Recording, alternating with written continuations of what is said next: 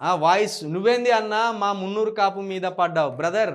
మున్నూరు కాపు మీద పడతలేను నేను మున్నూరు కాపులకేం వ్యతిరేకం కాదు, లేకపోతే మున్నూరు కాపులకేం నేను మున్నూరు కాపుల మీద ఏం నాకు విద్వేషం లేదు.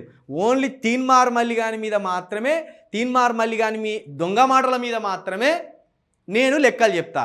ఇప్పుడు వాడన్నట్టే బ్రదర్, బీసీలు మొత్తం అన్యాయం అయిపోతాను అన్నారు కదా, మరి బీసీలు అంటే మొత్తం గంపగుత్తగా ఉన్నారా? కులాల వైజ్గా ఉంటారు కదా, మరి కులాల వైజ్గా ఎవరి జనాభా ప్రకారం వారికి సీట్లు కావాలన్నప్పుడు మరి బీసీలో ఉన్న ముదిరాజు కులం అన్యాయం అవుతుంది, బీసీలో ఉన్న యాదవ కులం అన్యాయం అవుతుంది, బీసీలో ఉన్న ఆ గౌడ కులం అన్యాయం అవుతుంది కదా.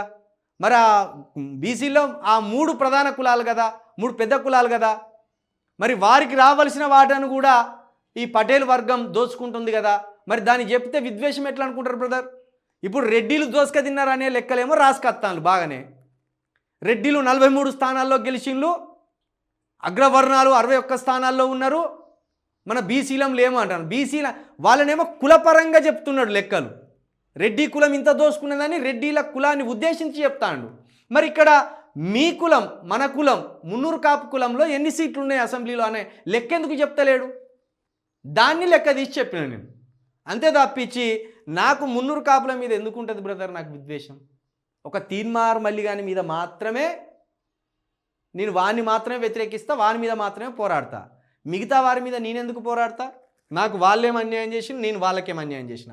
కాబట్టి ఇది మిమ్మల్ని ప్రత్యేకంగా తీసుకోవద్దు బ్రదర్. ఇప్పుడు చూడు, లెక్కలు చెప్పినందుకే నువ్వు అన్నా మీరు మా మున్నూరు కాపు మీద ఎందుకు పడ్డరు అన్నారు. రెడ్లకు ఉత్సాహం అన్నాడు వాడు డైరెక్ట్. మరి వాళ్ళ మనసు ఎంత బాధపడాలి రెడ్డిలది? వాళ్ళు మనుషులు కాదా? వాళ్ళకు హృదయం ఉండదా? వాళ్ళకు పౌరుషం ఉండదా?